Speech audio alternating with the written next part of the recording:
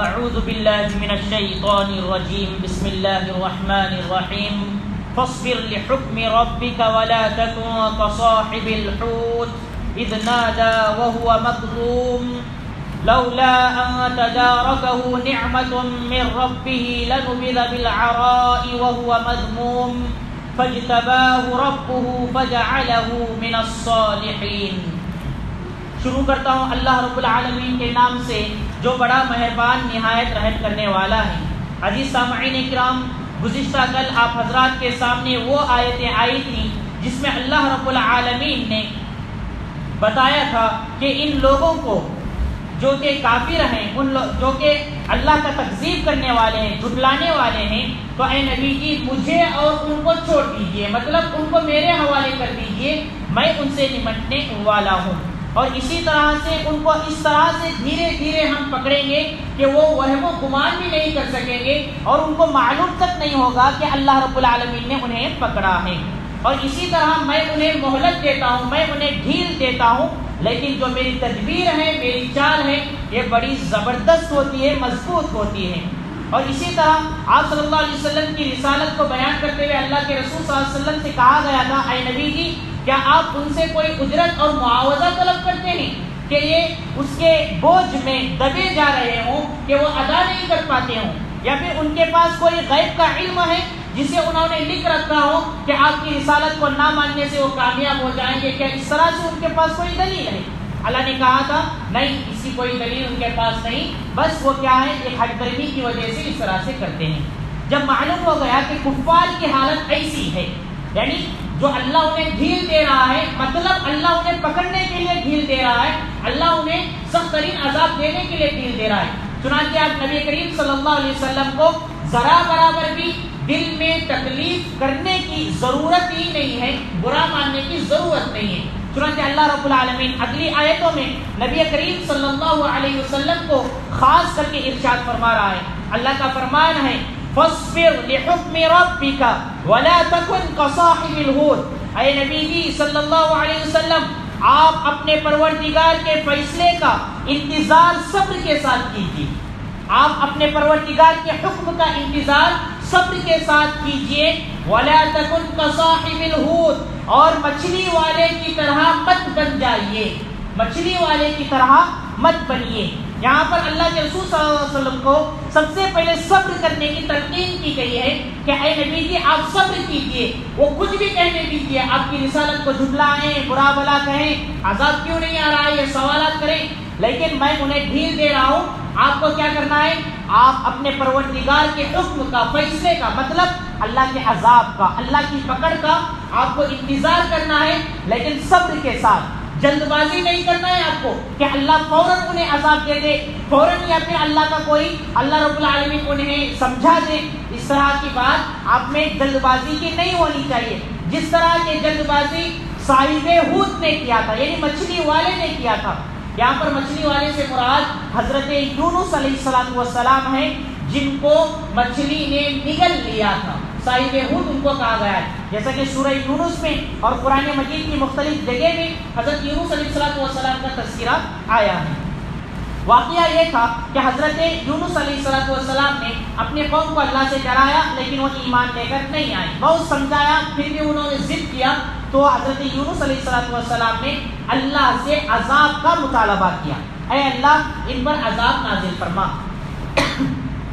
لیکن اللہ رب العالمین نے عذاب، جیسے عذاب کے آثار شروع ہو گئے تو اس وقت حضرت یونس علیہ السلام وہاں سے نکل گئے۔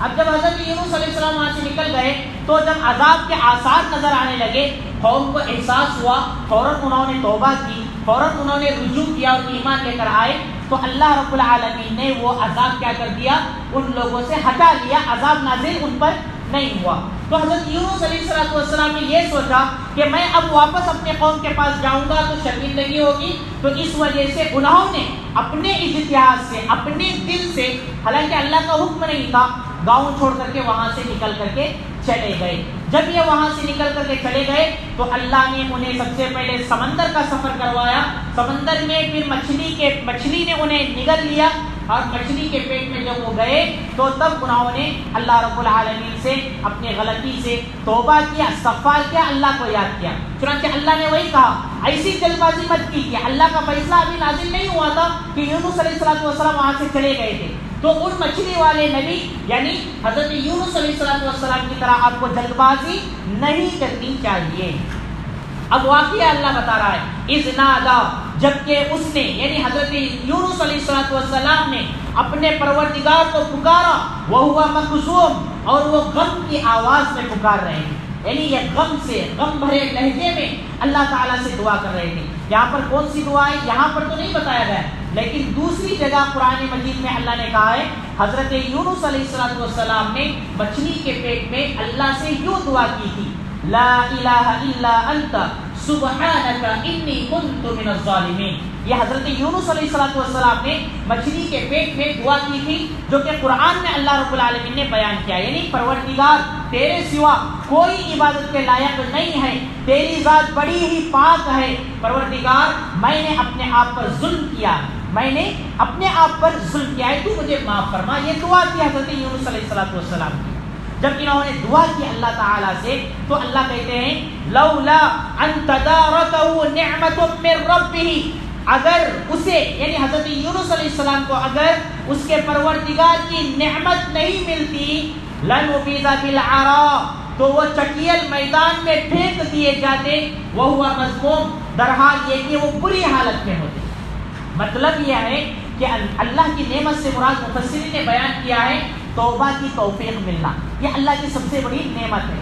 چنانچہ اگر یونس علیہ السلام کو اگر توبے کی توفیق وہاں پر نہیں ملتی تو مچھلی کے پیٹ میں وہ بہت تکلیف برداشت کرتے، اور اس کے بعد مچھلی باہر آ کر انہیں اگل دیتی ایسی جگہ میں جہاں پر چٹیل میدان ہوتا تھا۔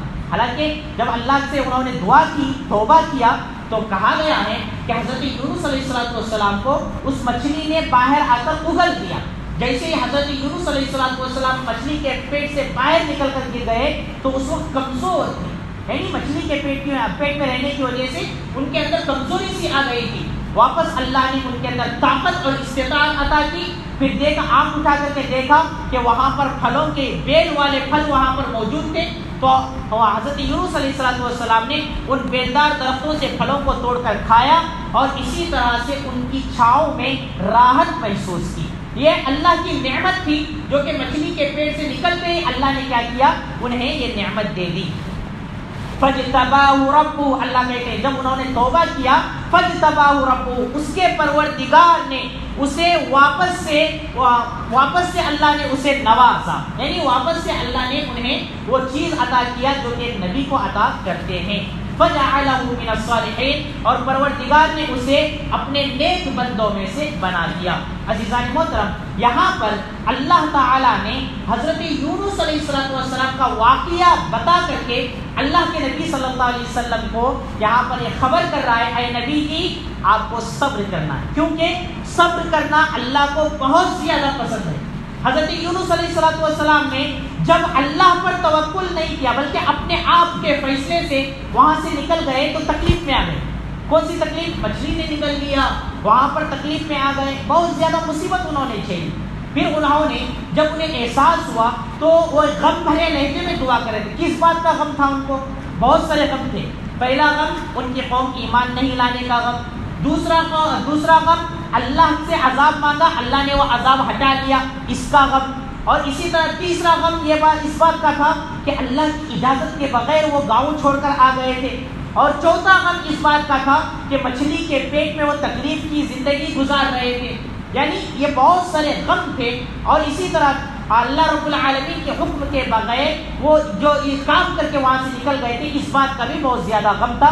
چنانچہ انہوں نے یہ سارے غم لے کر کے اللہ سے دعا کی، لا الہ الا انت سبحانک انی کنت من الظالمین۔ تب جب انہوں نے اللہ پر بھروسہ کرتے ہوئے یہ دعا کی تو اللہ تعالیٰ نے کیا کیا؟ دیکھیے، مچھلی کے پیٹ سے باہر آ گئے، تندرستی پائی اور میوہ وغیرہ پایا، راحت پائی، اور واپس سے اللہ نے انہیں چن لیا، یعنی نبیوں والے جو صفات ہوتے ہیں انہیں عطا کیے۔ توبے کی وجہ سے، اللہ سے معافی مانگنے کی وجہ سے، توبہ کرنے کی وجہ سے اللہ تبارک و تعالیٰ نے کیا کیا؟ نعمتیں واپس دی۔ ان آیتوں سے معلوم ہوا کہ صبر کرنا چاہیے سب سے پہلا کام. دوسری بات یہ معلوم ہوا ہر صورت میں توکل اللہ پر کرنا چاہیے. اللہ کے علاوہ اور کسی چیز پر اپنا تکیہ نہیں لگانا چاہیے, اپنا بھروسہ نہیں لگانا چاہیے.